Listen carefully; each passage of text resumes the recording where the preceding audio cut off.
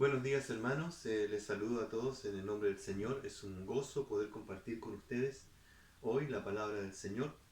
Quería aprovechar esta oportunidad para animarlos a estar orando unos por otros, por aquellos que están en situación de riesgo, por aquellos que han pasado por necesidades y por aquellos que están guardados en sus casas con la imposibilidad de poder visitarse o salir a trabajar o hacer su vida normal. Oremos unos por otros, también renovemos nuestro compromiso con nuestra iglesia, estemos orando para que este ministerio que ha sido abruptamente puesto en pausa pueda permanecer, pueda crecer y esto nos haga más fuertes en el Señor. Aprovechemos las oportunidades para poder compartir la palabra del Señor a través de estos medios que Dios nos ha provisto, ya sea por WhatsApp, por Facebook, llamadas telefónicas, en fin, que aprovechemos todas estas oportunidades para poder compartir con nuestros familiares, con nuestros seres queridos, con nuestras amistades, la palabra del Señor. Necesitan de mucho ánimo, de mucho consuelo, así que nosotros que tenemos esperanza, somos el vehículo que Dios va a usar para compartir la palabra con otros. Vamos a tener un tiempo de oración y luego vamos a comenzar con el estudio de la palabra del Señor en el libro de Santiago, capítulo 3. Así que los animo a buscar allí en su palabra. Vamos a orar. Padre eterno, te damos gracias por esta oportunidad de poder acercarnos a tu palabra, sabiendo que ella tiene poder para nuestras vidas. Pedimos de tu Espíritu Santo para que tu palabra haga la obra en nuestros corazones y ella sea aplicada a cada situación de nosotros, Señor, en nuestras vidas personales. Señor, oramos por la humanidad, para que sea un tiempo de redescubrir la salvación que tú enviaste a través de tu Hijo Jesucristo. Oramos todo esto en el nombre de Cristo. Amén. ¿Cómo está tu convivencia en tu hogar durante estas últimas semanas? ¿Estás tratando con tus palabras? ¿Estás examinando tu fe a través de los frutos o de las obras? Santiago nos está exhortando a vivir una vida, una fe activa. Así es que, ¿cómo estás interpretando las situaciones de la vida actualmente? ¿Te falta sabiduría para vivir estos tiempos especialmente difíciles? Bueno, Santiago es muy relevante para este tiempo, porque Él nos va a ayudar a examinar nuestra forma de vivir y haciéndonos preguntas relevantes para que nosotros podamos ser sabios en cómo vivir en este tiempo presente. Si tú miras el pasaje que vamos a estudiar hoy, voy a darle lectura al capítulo 3, desde el versículo 13 en adelante hasta el 18. Dice así la palabra del Señor. ¿Quién es sabio y entendido entre vosotros?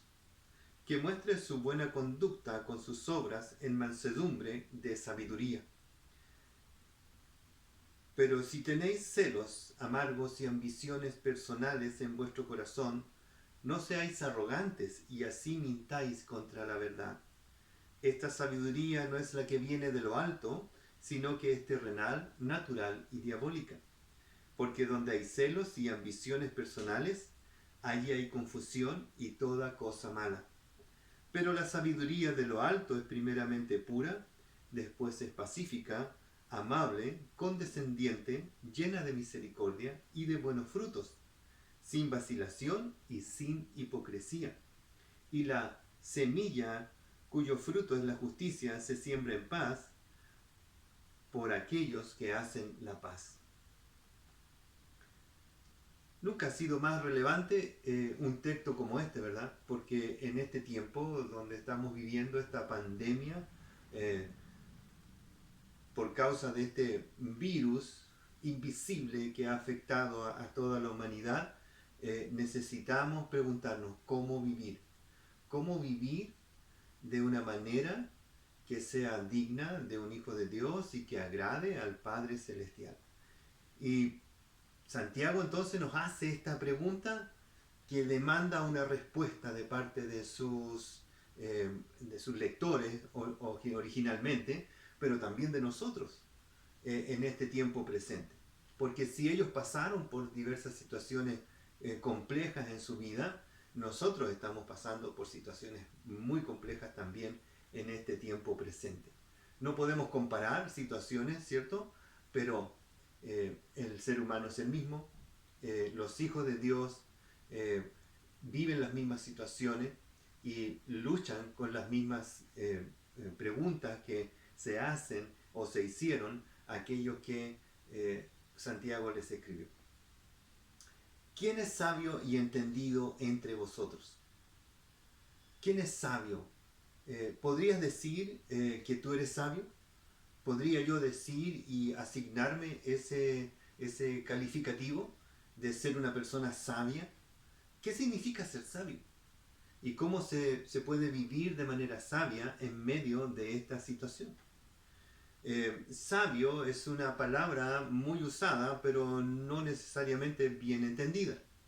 La palabra de Dios usa en dos acepciones esta idea de sabiduría. Dos que tienen que ver con diferentes culturas. Primero, la cultura griega, que es la que normalmente nosotros usamos en el concepto de sabiduría, es que hablamos de sabiduría como conocimiento, como saber, como erudición, como teorías o filosofías especulativas y conocimientos de muchas cosas o de algunas cosas específicamente. Por eso Santiago dice, ¿quién es sabio entre vosotros? Y luego, no olvidemos que Santiago es el medio hermano del Señor Jesucristo, por lo tanto es judío, su mente piensa como judío y él escribe como judío también. Así que nos preguntamos, ¿qué significa sabio en la cultura judía? Bueno, para el judío, la sabiduría tiene un significado muy práctico. Básicamente y sencillamente, pero a la vez profundo, significa vivir bien. Ser sabio significa administrar de buena manera tu vida. Y para el judío entonces estaba claro que la sabiduría no era algo que tú adquirías con conocimiento, sino que era algo que tú recibías por una relación con Dios. El judío, que conocedor de Dios y de las Escrituras, sabía la conexión que había entre Dios y la sabiduría y entre la sabiduría y la palabra de Dios. Si uno se mira con cuidado, la palabra sabiduría está en el capítulo 1, versículo 5 y en el capítulo 1, versículo 17 también. Para el judío entonces la sabiduría venía de Dios como un don. Para los que estuvimos yendo a los estudios hace un tiempo ya de Génesis, Éxodo y Levítico, en el libro de Éxodo se nos cuenta cómo Moisés recibió de parte de Dios la instrucción de construir el tabernáculo. Y algo que no habían visto nunca y que Dios le dio todas las especificaciones técnicas para poder construir este tabernáculo. Como no había ninguno que supiera hacer algo así, porque nunca habían participado de algo de esa envergadura, en Éxodo 28 al 36, los capítulos 28 al 36, se nos cuenta cómo Dios dotó a ciertas personas, hombres y mujeres, para poder trabajar en esta empresa tan grande de construir el tabernáculo. Dios dotó de sabiduría a mujeres y hombres para hacer la obra tal como Él le había mandado. Así que el judío sabe y aprendió por la historia y también por la experiencia de que la sabiduría, el buen vivir o el saber administrar tu vida es algo que venía de Dios hacia ellos. Así que la sabiduría para el judío estaba conectado con Dios y con su palabra. Ahora, Santiago añade que la sabiduría tiene evidencias, frutos, hechos. Y puedes tú medir, puedes tú cuantificar, puedes tú examinar tu propia vida para saber si eres sabio o no administrando este tiempo que nos tocó vivir por la providencia de Dios. Santiago dice, quien es sabio, entonces que muestre por su buena conducta sus obras en mansedumbre de sabiduría. Así que, ¿cómo ocurre con la fe? Si la sabiduría no tiene frutos, es estéril, es vana, es carente de valor. la sabiduría se evidencia en la conducta, en su manera de vivir, es como la administramos y cómo vivimos las diferentes circunstancias diarias de la vida. Es en ese contexto de la búsqueda de vivir bien, es que la mansedumbre es clave. Esta actitud es lo que dice la Biblia, es otro concepto que emana de la cultura judía. La mansedumbre está conectada con la sabiduría, con el buen vivir. Mansedumbre no es algo, no es un concepto de debilidad, más bien, según la cultura judía, mansedumbre era poder bajo control. Así que sabiduría y mansedumbre. Sabiduría para saber cómo vivir y mansedumbre para aplicar ese poder de la sabiduría a la vida cotidiana. Pero lo vas a aplicar de manera que sea un bien, no solo para tu vida, sino que para los demás. Un ejemplo de mansedumbre tiene que ver con viví un tiempo en el campo, ya la mayoría de ustedes saben, y tenía un vecino que aparte de tener una yunta de bueyes, también se dedicaba a adiestrar a los bueyes para ayuntarlos y que sirviera para trabajar en el campo. Si tú conoces los bueyes, bueno, en su historia pasada fueron toros, que luego pasaron a ser bueyes a través de un proceso doloroso, me imagino. Pero si tú te acercas a un animal de estos, es puro músculo, pura fuerza, toneladas de fuerza allí, dos grandes animales enyugados, y el hombre con una vara muy pequeña, muy delgada, logra dirigir todo este poder, toda esta fuerza para que haga el bien a aquel que lo administra. Es más o menos el concepto de mansedumbre. Es el poder bajo control. Así que nos recuerda lo que nos compartió el hermano Benjamín el domingo pasado. Las palabras son poderosas, pero si no las dominamos, no producen bendición. Así que Santiago nos combina, nos impulsa a mostrar la sabiduría que Dios nos ha dado a los hijos de Dios para que la administremos, para que haga bien. Porque tienes poder, ¿no? Tienes poder en ti, pero tienes que tener sabiduría para poder administrarla, este poder, para vivir bien. Luego, dos divisiones naturales en el párrafo. Santiago es muy fácil de leer. Las divisiones están allí. Pues tú puedes ir al texto y darte cuenta, sin ser un estudioso teólogo muy avesado en la lectura, te vas a dar cuenta de que hay un enunciado en el versículo 13 y luego dos divisiones desde el versículo 14, hablando acerca de la sabiduría terrenal, y luego desde el versículo 17 hablando de la sabiduría que es de lo alto o celestial o que se origina en el Señor. Así que el enunciado arriba, versículo 13, y luego dos grandes divisiones, por así decirlo, en el pasaje. Así que no es tan difícil poder ver ahí la estructura de este breve párrafo. Así que estas dos divisiones nos van a empujar o impulsar a poder entender mejor lo que es la sabiduría terrenal y lo que es la sabiduría celestial. Es de allí que se habla mucho de que Santiago es como el libro de Proverbios del Nuevo Testamento, porque hace estas comparaciones, como el libro de Proverbios o como algunos salmos, donde hacen estas formas comparativas para enunciar lo que es bueno comparado con lo que es malo. Y vas a encontrar mucho de eso en la literatura del Antiguo Testamento y en algunos del Nuevo, porque la mayoría de ellos también son judíos. Entonces, versículo 13 enuncia una verdad y ahora examinamos esa verdad, examinamos esa conducta y esa motivación o disposición del corazón con la idea de evaluar en base a qué sabiduría estamos viviendo hoy, en base a qué sabiduría estamos administrando hoy, nuestra propia vida.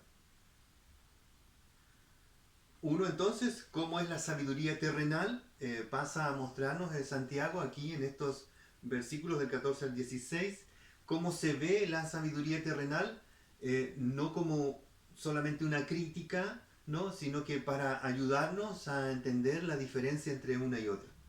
Pero si tenéis celos amargos y contención en vuestro corazón, no os jactéis ni mintáis contra la verdad, porque esta sabiduría no es la que desciende de lo alto, sino es terrenal, animal y diabólica. Porque donde hay celos y contención, allí hay perturbación y toda obra perversa.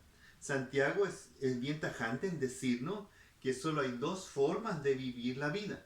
La primera es vivirla centrado en lo terrenal, nos describe cómo se ve esta sabiduría, las motivaciones del corazón, que son celos amargos o envidias maliciosas.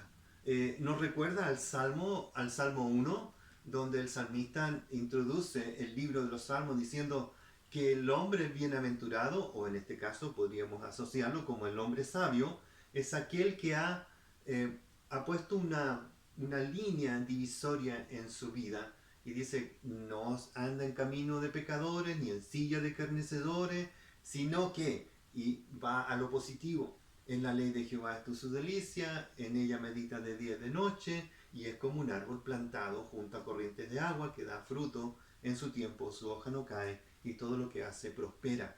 Así que esta forma de ver la vida nos ayuda a poder evaluar en qué condición está nuestra vida. Si hemos tomado y hemos puesto esta línea divisoria y hemos decidido vivir a la luz de la sabiduría de Dios, o estamos mezclando nuestra vida con algo de la sabiduría de Dios y algo de la sabiduría del mundo y encontrando que esta mezcla nos satisface, nos beneficia, pero que a la larga vamos a descubrir que no es lo que a Dios le agrada. Entonces Santiago es bien tajante, nos dice, debes tomar una decisión aquí y ahora. ¿Cómo vas a vivir? ¿Bajo la sabiduría terrenal o la sabiduría celestial? La primera es vivir centrado en lo terrenal. Nos describe cómo se ve esta sabiduría, las motivaciones del corazón, los celos, amargos, envidias y malicia. Y luego, ¿te acuerdan también que el Señor Jesucristo dice, lo que está en el corazón habla la boca, de lo que está lleno tu corazón saldrá de tus labios? Jactancia, mentira, engaños, y se acuerdan de algunos personajes de la Biblia que vivieron esa experiencia, vivir basado en la sabiduría terrenal o en el poder o en sus propias habilidades, como Nabucodonosor, por ejemplo, que llegó a ser tan orgulloso y rebelde, a decir que todo lo que había conquistado era por su mano, como Saúl, que buscando el favor del pueblo, llegó a cruzar líneas que Dios había prohibido, como Herodes en el Nuevo Testamento, que fue tan jactancioso que murió comido por gusanos, y otros contemporáneos en el día de hoy, ¿no? Uno puede encontrar muchas asociaciones con hombres que parecieron ser exitosos o famosos o muy reconocidos, y que tuvieron terminaron mal en su vida. Ahora, ¿cuál es el origen de esta sabiduría? Un origen que se conecta con tres elementos que los distinguen. Terrenal. Y nos acordamos del libro, un libro completo escrito sobre esto, la sabiduría terrenal, el libro de Eclesiastés, ¿no? Salomón se dedica a investigar cómo es vivir sin tomar en cuenta a Dios, solamente viviendo con lo que el mundo te ofrece. Y dice Eclesiastés 1:16, hablé yo en mi corazón, diciendo, de aquí yo me he engrandecido y he crecido en sabiduría sobre todo los que fueron antes de mí en Jerusalén, y mi corazón ha percibido mucha sabiduría y ciencia. Y dediqué mi corazón a conocer la sabiduría y también a entender las locuras y los desvaríos. Conocí que aún esto era aflicción de espíritu, porque en la mucha sabiduría hay mucha molestia. Así que él se dedicó a esto por un tiempo para saber cómo era vivir bajo el sol, tomando solo de la sabiduría terrenal. Y llega a una conclusión al final de su libro.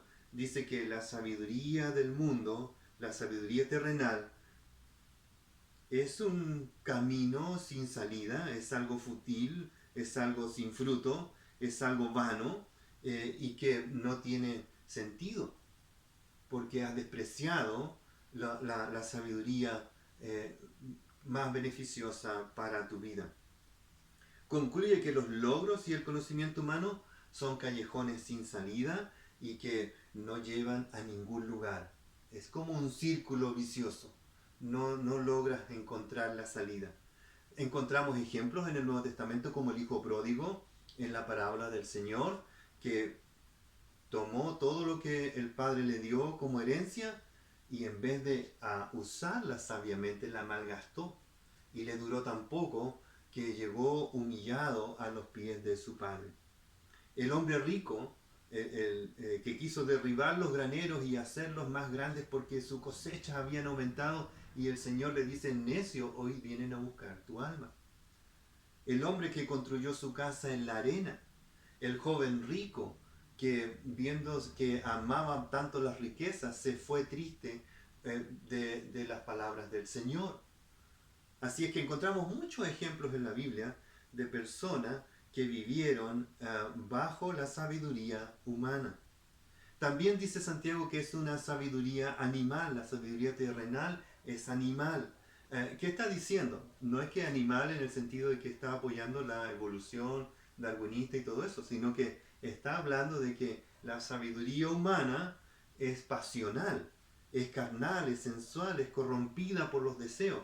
Por ejemplo, un ingeniero en informática que usa sus conocimientos para estafar, el médico que trabaja en clínicas abortistas, el servidor público que usa su puesto para sobornar, el contador que usa sus habilidades para desfalcar al negocio, el científico que tiene conocimientos de muchas áreas, crea armas de destrucción masiva, la madre en el Antiguo Testamento, hablando de Jacob y Esaú, la madre que miente para obtener la bendición del padre, el esposo que miente sobre su esposa diciendo que es su hermana y no su esposa, el amigo que traiciona al Señor Jesucristo, el discípulo que le niega, el creyente que no se une a una iglesia local, el creyente que dice ser pero no vive como tal. Todos esos ejemplos son personas que viven su sabiduría terrenal de manera pasional, basados en su carnalidad, en su experiencia, en su sentir, ¿no? Si me siento bien, soy un creyente. Si no me siento bien, no leo la Biblia. Si me dan ganas, voy a la iglesia. Si quiero, testifico. ¿Te fijas? Es pasional, es carnal, es sensual porque está conectada con lo sensorial, ¿no? Así que dice que es terrenal, es carnal y luego es diabólica. El enemigo mortal, príncipe de este mundo, es promotor de la sabiduría terrenal. El espejismo de la autosuficiencia, la búsqueda de un nombre, exitismo, materialismo, ser su propio gobernante, la mentira original, ¿se acuerdan ustedes en Génesis capítulo 3? ¿Seréis como un Dios o seréis igual a Dios? No hay que ser crédulo pensando que Satanás está atado o está como sentado por allí, triste en una esquina porque ya está derrotado. Él está activo, está involucrado en engañar, en mentir, en matar, en robar, está involucrado en eliminar la efectividad de nosotros los creyentes en el reino del Señor. Él está involucrado en todo lo malo de este mundo, en la sutil idea de no necesito a nadie más que a mí mismo. Así que el enemigo está detrás de todo esto. Por eso es diabólica la sabiduría terrenal. No es que sea mala en sí, sino que es una oportunidad para que el enemigo tome ocasión y haga que algo que puede ser muy beneficioso termine siendo dañino o pervertido. Porque donde hay celos y contención, allí hay perturbación y toda obra perversa. dice el versículo 16. El corazón engañoso, las concupiscencias de la carne, son una mezcla perturbadora. Un corazón engañoso, un corazón que está dividido porque tiene ídolos en su corazón, como amando las riquezas o amando el exitismo o el materialismo, está dividido para con Dios, está engañado. Y las concupiscencias de la carne son esos sentidos que hacen que esos ídolos sean alimentados y le ofrezcas sacrificios y tu tiempo y tu energía. Y todo eso unido a las insinuaciones perversas del enemigo. Ya más adelante Santiago nos va a hablar de eso en el capítulo 4, acerca de esta perturbación que viene del corazón, pero que es inflamada por el enemigo también. Así que este es el cuadro de la sabiduría terrenal. Vamos a ver la sabiduría que es celestial, la que todos los hijos de Dios tenemos acceso y a la cual nosotros hacemos bien en mirar con atención y examinar nuestro corazón para no desviarnos hacia la sabiduría terrenal, sino mantenernos firmes en la sabiduría celestial que Dios nos ha dado como un don. Ahora, la sabiduría celestial, versículo 17. Pero la sabiduría de lo alto es primeramente pura, después pacífica, amable, condescendiente, llena de misericordia, de buenos frutos, sin vacilación, sin hipocresía. Y la semilla, cuyo fruto es la justicia, se siembra en paz para aquellos que hacen la paz. Su origen es celestial, del mismo Dios quien es sabio y eterno, Dios quien es todo saber, nunca falla. Proverbios 9:10 dice que el temor de Jehová es el principio de la sabiduría y el conocimiento del Santísimo es la inteligencia. Se expresa en carne a través de su Hijo Jesucristo. Cuando el Jesucristo vino a la tierra, expresó la sabiduría de Dios, porque dice en 1 Corintios capítulo 1 versículo 22, porque los judíos piden señal y los griegos buscan sabiduría, versículo 23, pero nosotros predicamos a Cristo crucificado, para los judíos ciertamente tropezadero y para los gentiles locura, versículo 24, mas para los llamados y para nosotros, así judíos como griegos, Cristo es poder de Dios y sabiduría de Dios. Así es que si necesitamos un ejemplo o si queremos ver cómo vive un hombre sabiamente, tenemos que mirar a nuestro Señor y Salvador Jesucristo. La motivación. Aquí tenemos la motivación, dice, es pura, es integridad espiritual y sinceridad moral. La sabiduría que viene de lo alto primeramente es pura, es íntegra espiritualmente y sincera. Así que si tú quieres vivir la sabiduría celestial, debes buscar la integridad espiritual y la moral sincera. ¿Qué significa esto? Que tú tienes que luchar contra los apetitos carnales, mantenerte puro delante del Señor, es la vida de perseverancia en la piedad que se llama en la Biblia, que es la búsqueda de agradar a Dios al elegir siempre lo bueno. Hebreos 12:14 dice seguir la paz con todos y la santidad sin la cual nadie verá al Señor. Salmo 51:10, David nos dice que crea en mí, oh Dios, un corazón limpio y renueva un espíritu recto dentro de mí. Esta pureza solo es posible confiando en la obra de Cristo en la cruz, ya que Él nos hace santos, Él nos purifica y Él nos da de su justicia para que nosotros podamos ser llamados justos e íntegros delante del Señor. Las características de esta sabiduría celestial, la sabiduría que viene de lo alto. Una breve lista allí en los versículos que siguen. Dice que la sabiduría que es de lo alto es primeramente pura y después dice es pacífica, amable, benigna, llena de misericordia y de buenos frutos, sin incertidumbre ni hipocresía. No voy a explicar cada uno de estas características, solo me voy a detener en una en especial, hablando de los buenos frutos, porque luego menciona que se siembra en paz para aquellos que hacen la paz, el fruto de justicia. Dice, llenos de buenos frutos, que son las buenas obras que distinguen a los escogidos. No son obras de caridad humana, no son obras que traen honra a la persona, sino que son obras que glorifican al Padre. Los buenos frutos son las acciones que traen gloria al Padre, ¿Cómo sé yo que estoy haciendo algo bueno? Porque eso bueno va a traer gloria al Padre. Si tú te abrogas la gloria para ti de lo que estás haciendo, sea bueno en cualquier área, eso no es un fruto digno del Señor. Los buenos frutos glorifican al Padre. La Biblia nos recalca eso muchas veces. Mateo 5:17 dice, terminando ahí el Sermón del Monte, hablando de las buenas obras, de que somos luz y sal, dice, para que cuando nosotros hagamos buenas obras, los que nos ven glorifiquen a nuestro Padre que está en los cielos. Mateo 5:16 dice, así alumbre vuestra luz delante de los hombres, y luego en 17, y glorifiquen a vuestro Padre que está en los cielos. No lo que nosotros creemos que es bueno, sino lo que Dios preparó de antemano para que andemos en ella. Efesios 2:10, son los frutos del Espíritu Santo. Gálatas 5:22 y 23. Son los hijos de Dios que tienen hambre y sed de justicia, según Mateo 5:6. Son las acciones que vienen de las relaciones entre nosotros como hermanos, porque Hebreos 10:24 dice que debemos considerarnos unos a otros, animarnos unos a otros al amor y a las buenas obras, que son los frutos de justicia. Los resultados de andar en la sabiduría celestial, versículo 18. Y la semilla cuyo fruto es la justicia se siembra en paz por aquellos que hacen la paz. Aquí está el resultado para nuestra vida.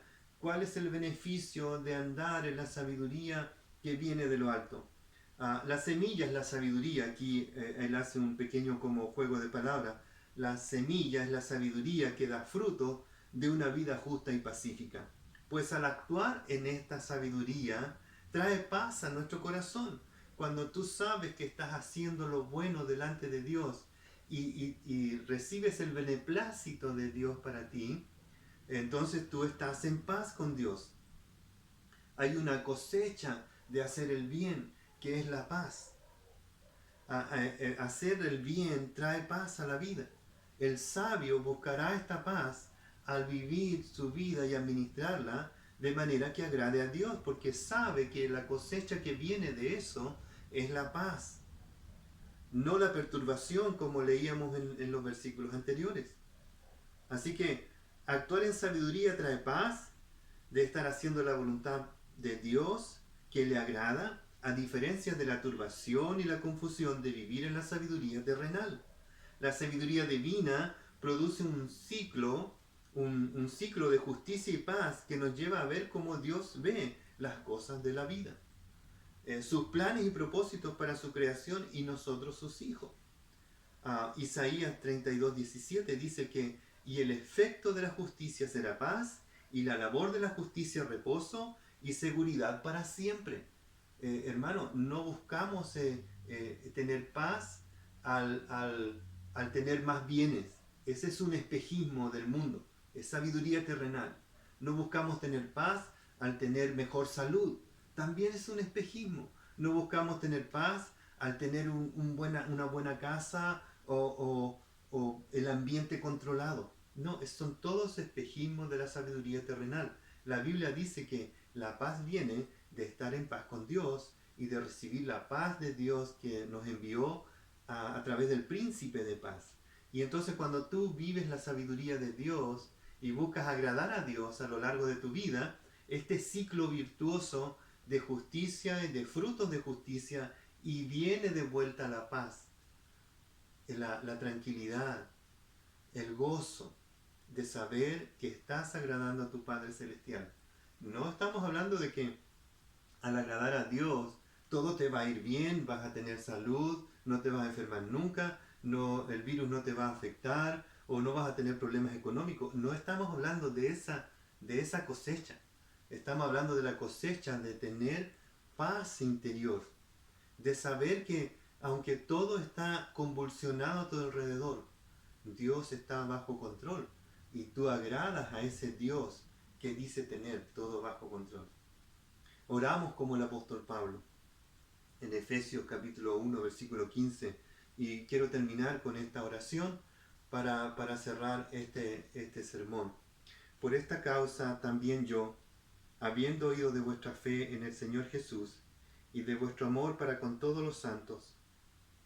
No ceso de dar gracias por vosotros, haciendo memoria de vosotros en mis oraciones, para que el Dios de nuestro Señor Jesucristo, el Padre de gloria, os dé espíritu de sabiduría y de revelación en el conocimiento de Él, alumbrando los ojos de vuestro entendimiento, para que sepáis cuál es la esperanza a que Él os ha llamado, y cuáles las riquezas de la gloria de su herencia en los santos, y cuál la supereminente grandeza de su poder para con nosotros los que creemos, según la operación del poder de su fuerza, la cual operó en Cristo, resucitando de los muertos y sentándole a su diestra en los lugares celestiales, sobre todo principado y autoridad y poder y señorío, y sobre todo nombre que se nombra, no solo en este siglo, sino también en el venidero. Y sometió todas las cosas bajo sus pies, y lo dio por cabeza sobre todas las cosas a la iglesia, la cual es su cuerpo, la plenitud de aquel que todo lo llena en todo. Dios sea glorificado en nuestras vidas, hermanos, que Dios les bendiga. Queremos bendecir sus vidas y queremos que ustedes sean de bendición para la vida de muchos otros. Dios los use durante este tiempo difícil. Oremos unos por otros. Decidamos vivir bajo la sabiduría que viene de lo alto para cosechar la paz que solo Dios nos puede dar. Dios les bendiga.